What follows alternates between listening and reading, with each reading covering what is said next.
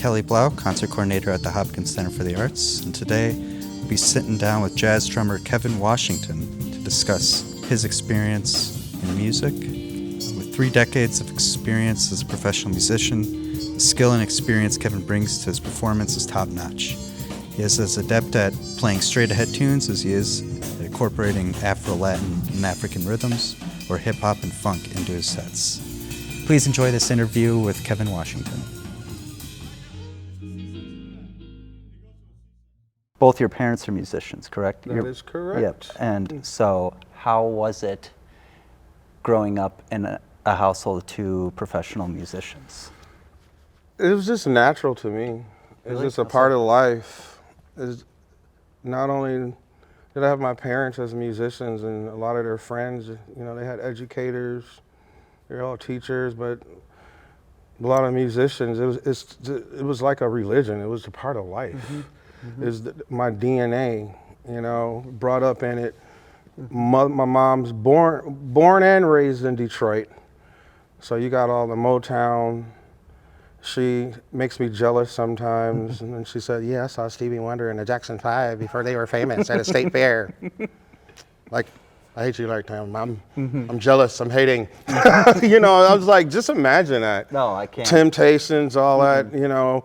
But then you had all those Detroit musicians also, like, I mean, like the jazz musicians. So it was, I always called Detroit, growing up was the northern New Orleans. Oh, that's awesome. You know, it was so many amazing musicians there.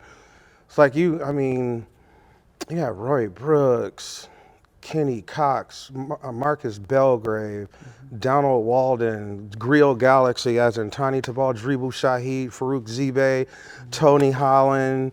Then I can't even name them all right now, but and then you had musicians, you know, you had Donald Byrd coming in there. Jackie McLean would come from Connecticut and be in Detroit all the time. The AACM from Chicago would come up all the time. I remember seeing Sunrise. He's not from there, but Sunrise, I was exposed to so much music, you know, from the bebop to the R&B to the gospel to the classical. My mom was classically trained. She was an opera singer. She would sing with the Detroit Symphony every now and then. She would I remember going to rehearsal with her doing Porgy and Bess. Oh, wow. My dad, so she played, you know, she was also a band director. Both of my parents were band directors. My mom played flute, cello, piano. She was the sight reader in the house. You know, my dad, all the reed instruments, clarinet, alto, soprano. I mean, my dad taught James Carter. You know, so I remember he used to come to the house, but my dad had a youth group called Bird Train School now. He was a band director at the school on the east side called Remus Robinson. And that's where a lot of those students came from. It was a couple of students from my mom, like Albert Roberson. Forget the young lady's name, I can't remember her name. She also came from one of my mother's schools. So it was a couple of students from my mom that came into the band. And we were an ensemble of, like, I don't know, you hip to the David Murray Big Band. Oh, yeah, yeah. So it's kind of like that. You know, it's big band stuff, but improvisation on the spot. So not Mingus-y, but it's in between all of that, all of the above. The leader allows enough freedom to the musicians. So it's like AACM meets David Murray Big Band.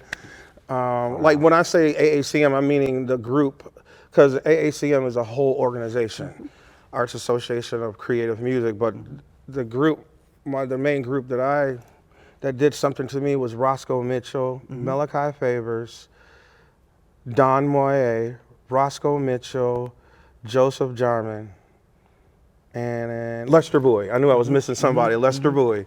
And they were in Detroit all the time. And we went to Chicago to perform with them. You know, and so, you know, we went to Chicago to perform at the festivals there with the group.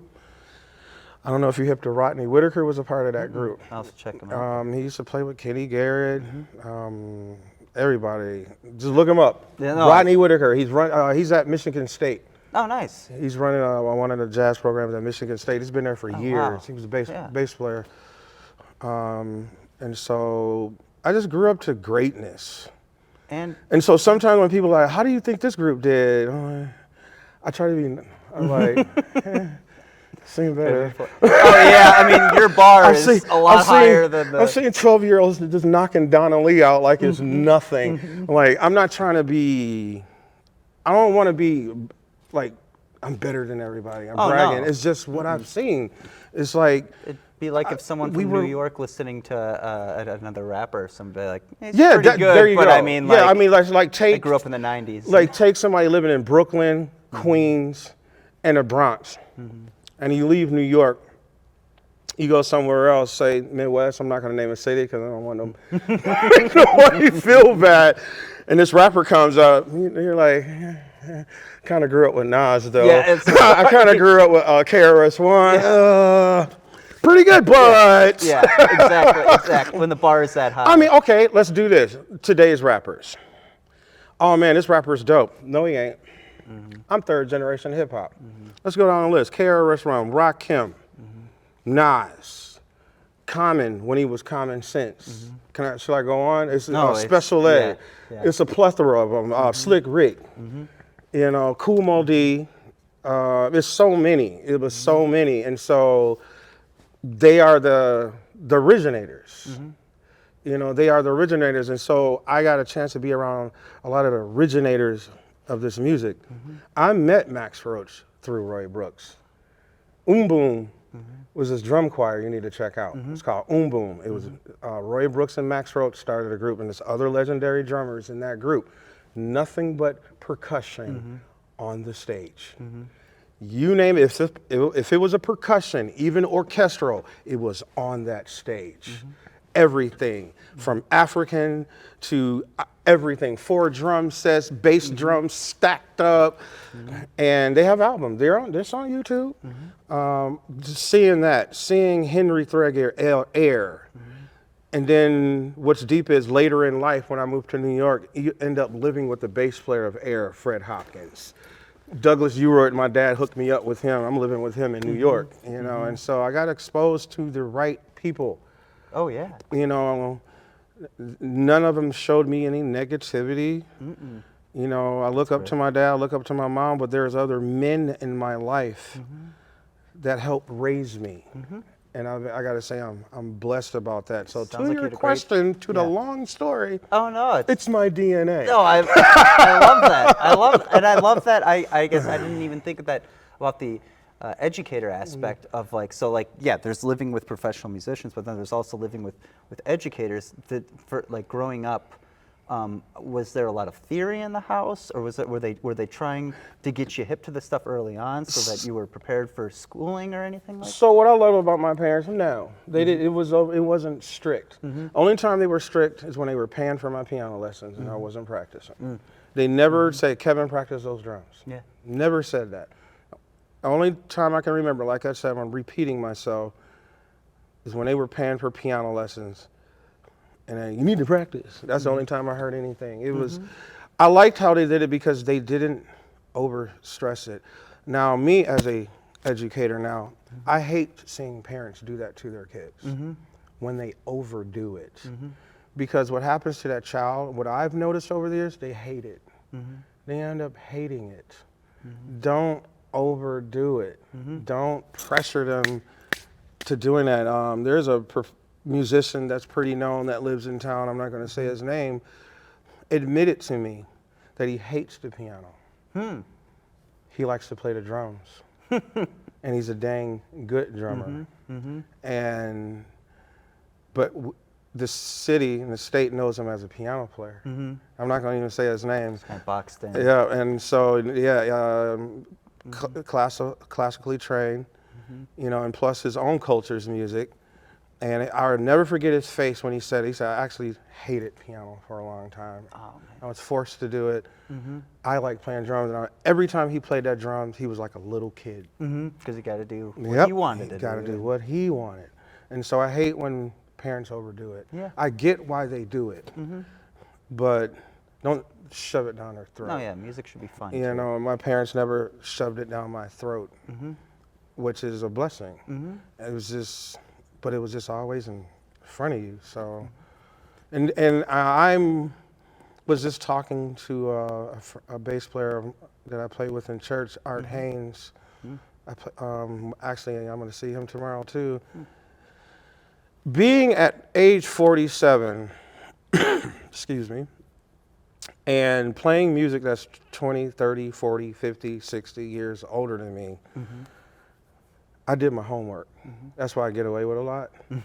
I used to sit in the dark and stack records up. My dad had a serious record collection. I imagine. I pretty much went through all his records. And I would listen to Stevie Wonder, Donny Hathaway, John Coltrane, Charlie Parker. He had his John Coltrane section. He had everything in a section. I knew where to go get it. He had his Marvin Gaye over here. He loved Marvin Gaye. He had his blues over here. He had his free avant-garde jazz over here. The biggest two sections, like John Coltrane, had so many records. Probably get duplicates, I'm sure, too. Yeah, Mingus, you name it. He had everything. Yeah. And I would, some days it would be jazz. Other days it would just be straight Isley Brothers or Earth, Wind and Fire or I love me some Jackson 5. But then what I forgot to tell you, I knew all the music that was current.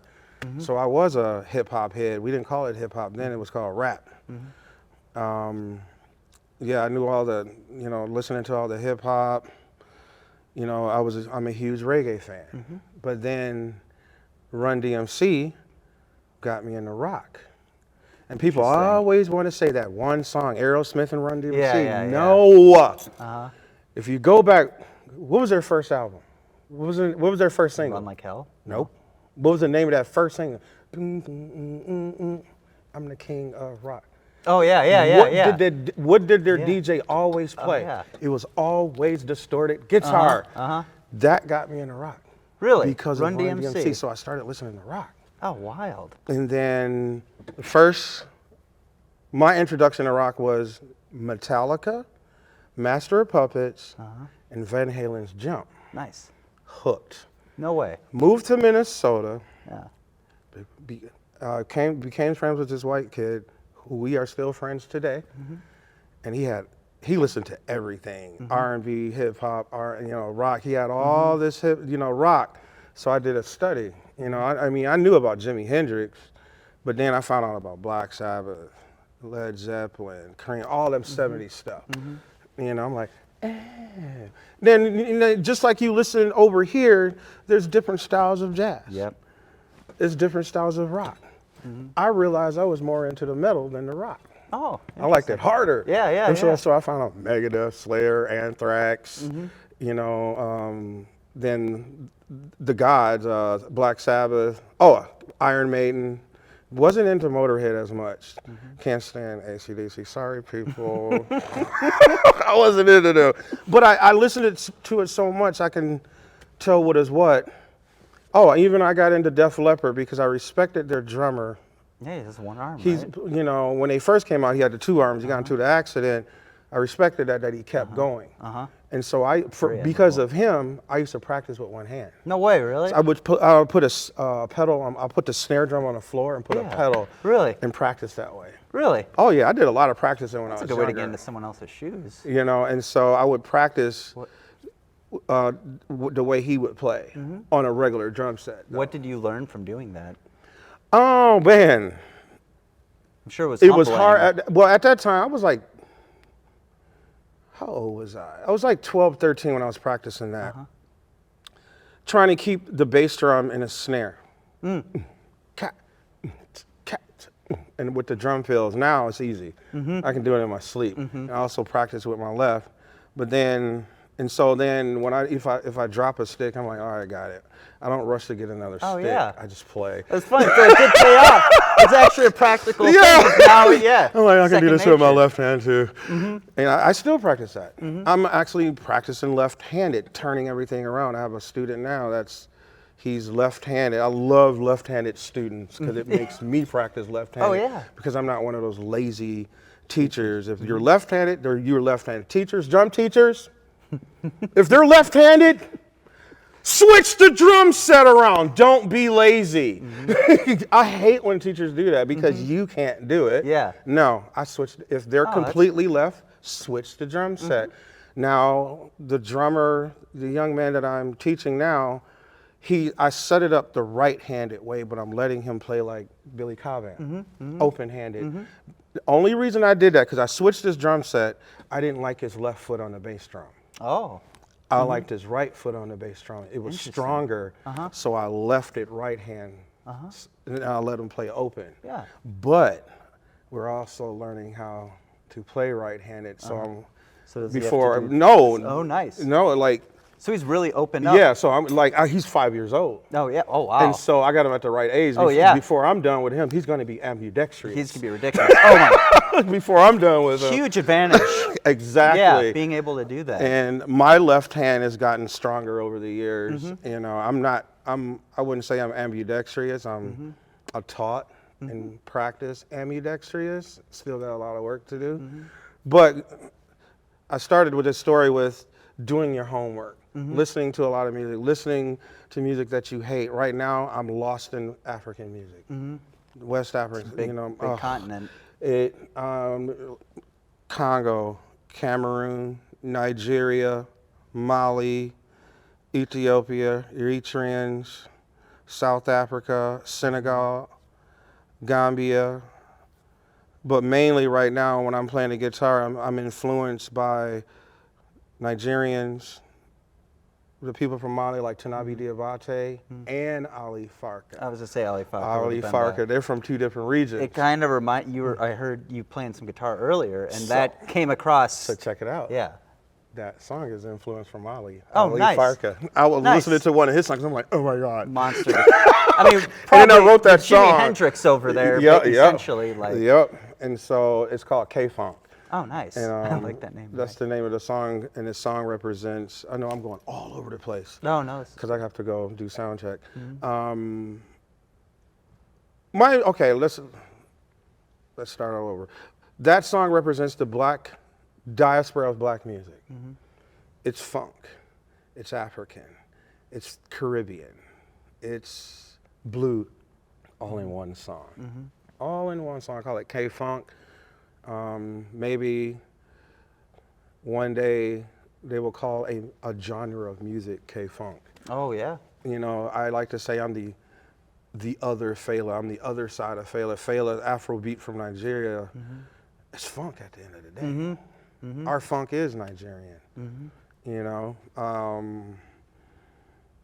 I'm heavily influenced with the West African guitar style. It's a sound You of its know, own. But I mix it. I don't try to be them. I wasn't born on that side of the star system. I wasn't born on that side of the ocean. My bloodline was. I'm born over here. And so I still have that energy in me. All African Americans have that energy. They just have to go down and tap into it and get it, you know, before it disappears. That sounds like you have. You've been And doing so, that. and then, I mean, again, grew up to listen to Sunny Ade, who was also Nigerian. Actually, I found out about Sunny Ade before I found out about Fela. Oh, And then Salif Keita is another. I've seen Salif Keita twice. I've seen Sunny Ade. I've never seen Fela though.